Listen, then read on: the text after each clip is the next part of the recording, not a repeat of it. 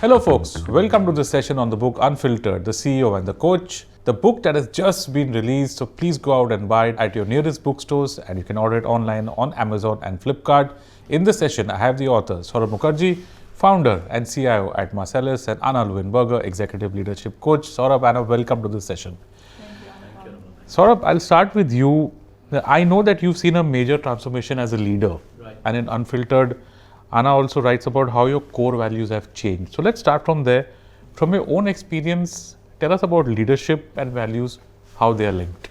So look, I think, to be honest, if you had asked me that question 6 years ago, I wouldn't know what you were talking about. I had no idea that there was something called values and leadership.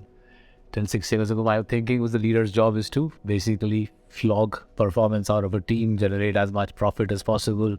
I'd grown up reading books on people like Jack Welch, and I'd sort of very much grown up with American capitalism seared into my psyche. It took a few things. It took a few setbacks in my erstwhile job. It took feedback from one of the world's largest executive search firms to say that, look, there are a few things you need to work on. Your temper, your moodiness, your low emotional quotient to begin with. And they recommended that I work with Ana as a coach. I assessed two coaches in London, one American lady and Ana. And I decided to go with Ana because I thought she'd give me less homework. She gave me lots of homework, but as part of that journey with Ana, the journey which is covered in Unfiltered and Anupam, as part of the journey, I realized that there's far more to leadership than beating performance out of a team. For example, leadership also means understanding when to go fast, when to go slow, to understand what the temperature of the team is like, which elements, which team members need emotional support, what sort of emotional support do they need, how do you groom the next generation of leaders. So there are many nuances to building a great business. Most of us grew up in India thinking a great business is about making loads of money, right? And as you get older, in my case, as I hit 40, I realized that there are many other aspects to leadership, such as values around empathy, around emotional connect with the team, and the more you build businesses around that, the stronger the business becomes, the more resilient it becomes, and you as a leader actually give yourselves a far greater growth runway than if you just flog people into performance. Ana, in chapter 5 of Unfiltered, you've spoken about the strengths assessment framework that you use to assess Saurabh. Can you talk about the framework, how it operates, and how you use that framework to track Saurabh? Yeah, so my coaching philosophy is actually founded on a strengths-based philosophy, and it comes from a positive psychology background. And strengths are really, sometimes we think strengths are something we're good at, but strengths is something where we're good at, and we also see quick learning curves. And so any leader that I work with, I ask them to take that assessment that's out there free, coming out of the University of Pennsylvania, founded by Marty Seligman, one of the core founders of positive psychology. And Saurabh did the same. So he took that assessment, and there are 24 character strengths or values that emerged from the extensive research that they've done. And the idea or the philosophy is really to understand what are my signature strengths, my top strengths, and how can I use them more effectively in a wider sphere? How can I look at what are strengths that I'm overusing, underusing, and sort of also understand that maybe there are middle strengths that we can also draw on, right? So Saurabh, when we looked at his change journey, we had his original strengths assessment from 2017. And then we were able to compare it 5 years down the line. What does it actually look like today? And it was really interesting to see how some significant changes happened in some of his strengths, right? So for example, hope, which was on place number 20, that came in number 1 in 5 years later. And I think that's a significant shift, and also supports sort of the transformative experience that he describes in the book, right?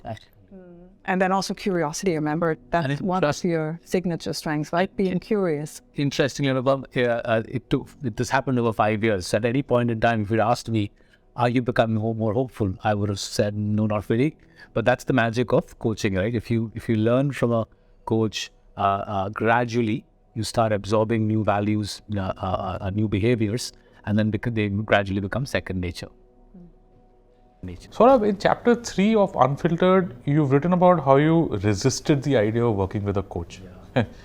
And Gurcharan Das, in his endorsement of Unfiltered, which is, there, and he's one of my favorite authors, talks about there being too many command and control leaders. Why do you think so many CEOs tend to be opposed to this idea of taking external help?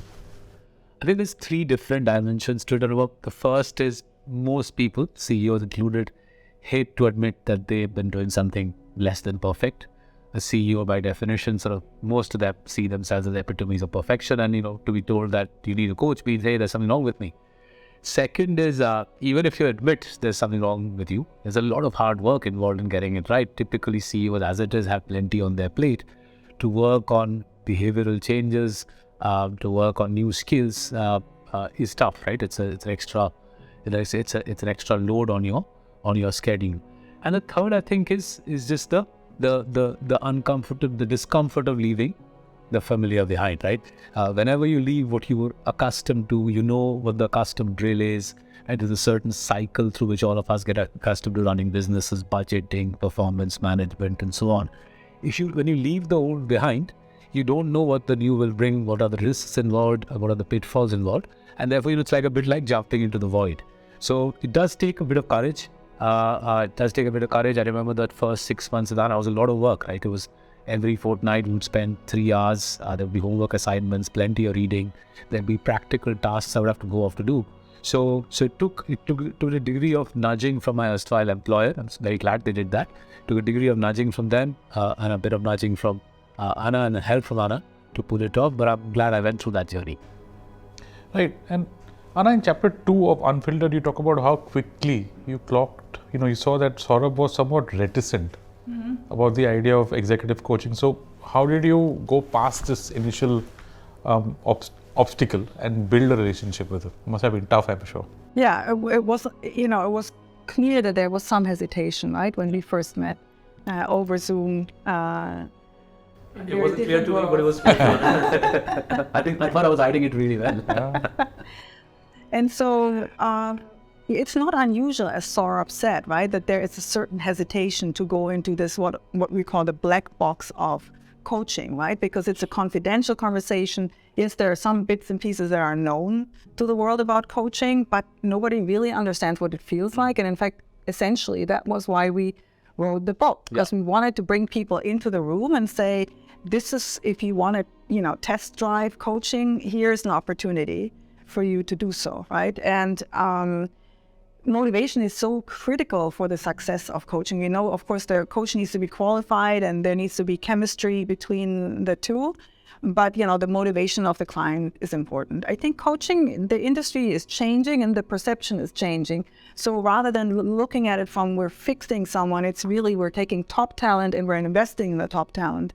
And so I think there are elements of that maybe you also saw at the time, right? Because they were clearly investing in your career. Yeah.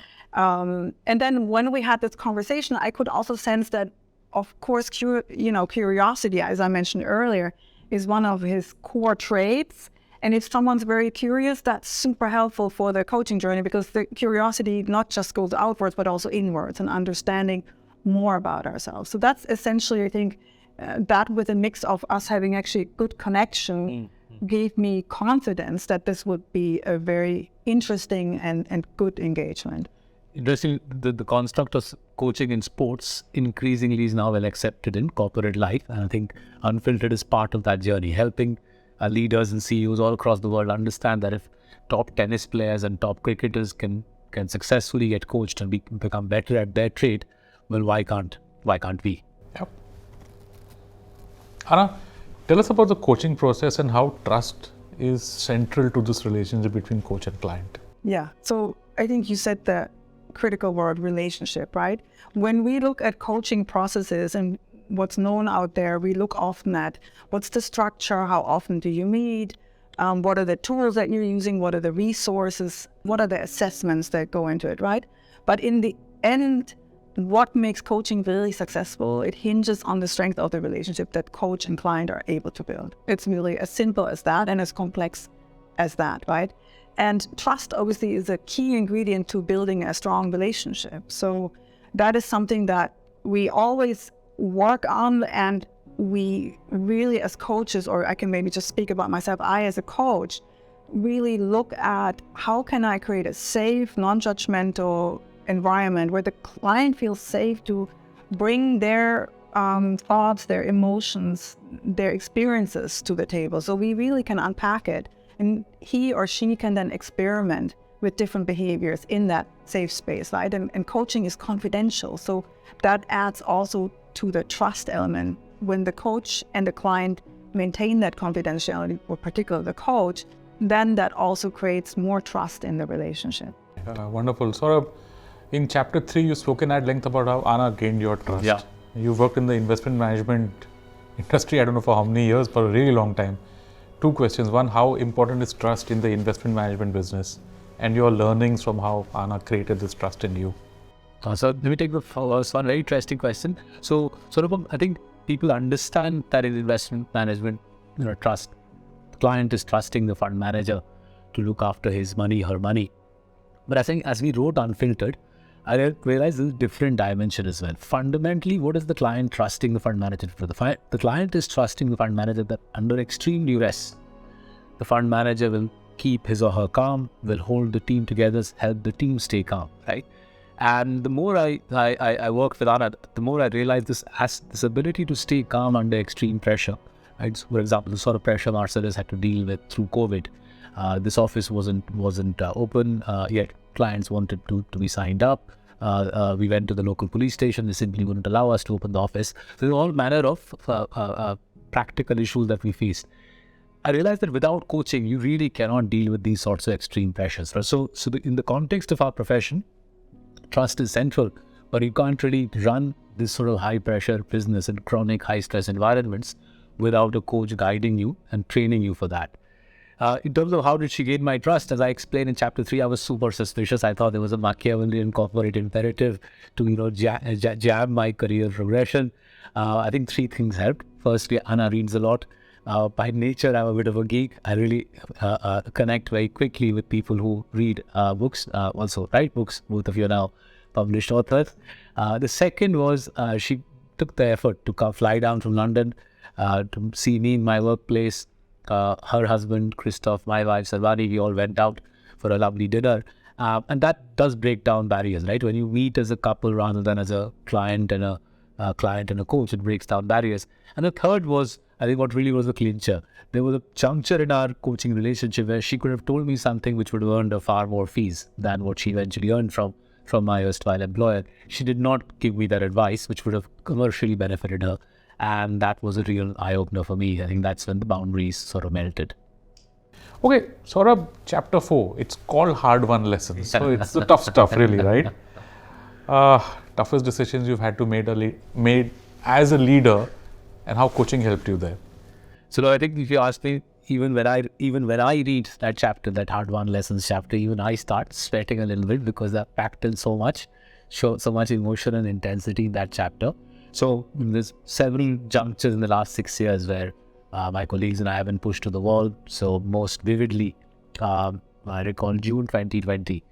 COVID is hammering India. We're all locked at home. COVID has also hit our investment performance. We haven't earned any performance fees. Marcellus is still a very young company. Our bank balance running down. The old Saurabh would have really gone gangbusters, pushed the team to the wall, had a prayer, shouted at people, told them to work harder and so on. The coaching kicked in, and I think the coach also did a brilliant Zoom call with my colleagues and myself, as described in chapter 3. And I did a great Zoom call with my colleagues and myself. But without telling me in so many words, she said that, look, you can build Rome. You can build Rome when COVID is gone. Through COVID, the focus has to be on empathy, on support, on human connect, right? And the old Saurabh wouldn't have understood this. The coached Saurabh, the new Saurabh, was able to understand, clock the point. And I held off, and I'm so grateful I held off, because as COVID abated, Anupam, Marcellus grew tenfold, right? And that the input was invaluable. The decision-making, thankfully, on my part was broadly correct. Ana, since we're doing tough questions here, right? I mean, I threw a tough one at Saurabh, I'm going to throw a tough one at you. Okay. How do you measure the impact of coaching, right? I mean, in numerical terms, you can say that profits have gone up, growth has gone up, attrition has come down. But is there a way to measure emotional change?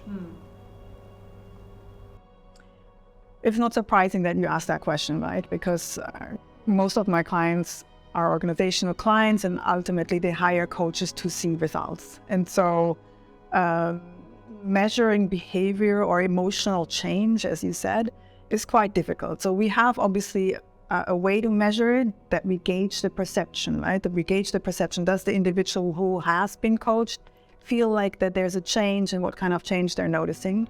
The coach is also another data point. Do I see that Saurabh has changed, right?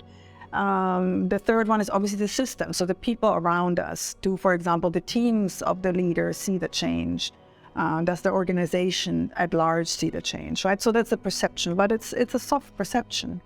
And I think it's important to also distinguish between different types of change. So you have the skill or the developmental type of change, right? Where you ask, for example, a coach to help someone to become a better public speaker. That's one of them. You have transitional change, where you help a leader to move from a more micromanaging perspective into an empowering the team perspective. So that's a transition that takes place. And, you have some metrics where you can see, do they delegate more, right? Do they actually have a different outlook when it comes to their leadership and so forth? If you look at the third level of change, which is the, I think, most rewarding type of change, but also the most difficult and challenging one, the transformative change, here you're asking a leader or a client to step into or to lean into the unknown, essentially, right?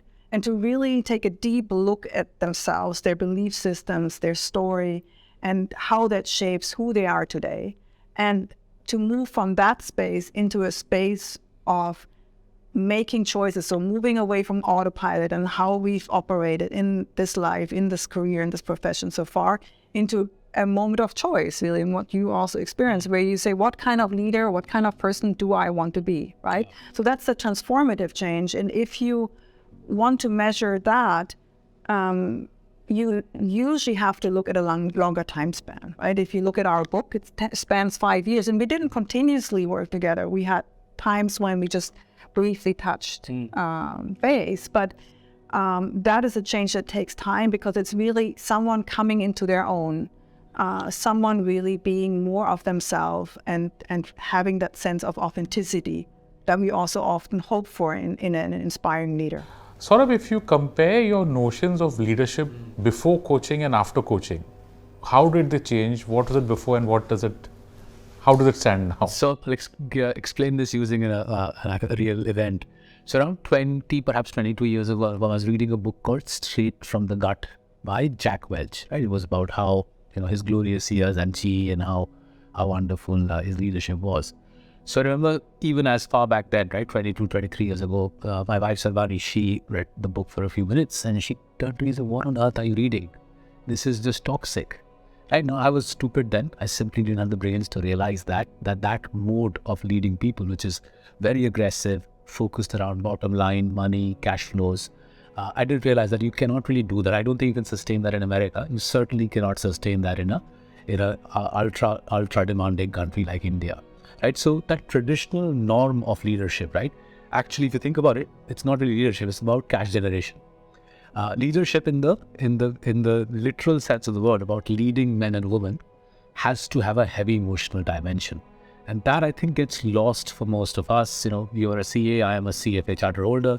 We grow up thinking about business in terms of money and profits and cash flows, and we lose the emotional loading of the term leadership. I think it took Anna's entry into my life. It took me several years of coaching to understand the emotional dimension actually is far more important than the P&L, the financial dimension. If I had realized this 15 years ago, I think would have probably built better businesses back then, but hey, better late than never. Another kind of leadership that Saurabh is talking about involves a lot of stress, although some of it doesn't manifest or show in the open, right, for people. And in the book, you mentioned how stress on its own is neither good nor bad. Yeah. But regulating stress is a key. Yeah. So how should leaders deal with stress so that they can deliver great results? Yeah. It's true. Stress in and of itself is neither good nor bad. It's the context that makes it good or bad, right? And so if you look at a leader's performance, there's actually a certain degree of stress or arousal that's actually healthy, and that drives performance, right? That drives performance for the leader, for the team. If you think about, if here's performance and here's sort of the stress stimulus, right? It's almost like an opposite bell-shaped curve where, you sort of rise in performance with a rise in stress. And then there's this optimal level. And then obviously if it's too much, then you really see a decline. And that's a common factor in any of the organizations and leaders that I've worked with, that, this is really important to measure what does this particular leader have as their optimal performance and how can they manage it. And the good news is there are some levers we can pull on, right? There are really 4 key energy sources. So the first one is physical, second one is mental resilience, third one is emotional, as we've talked about, and then the fourth one is spiritual. So really a sense of purpose and a sense of greater direction than the leader, him or herself.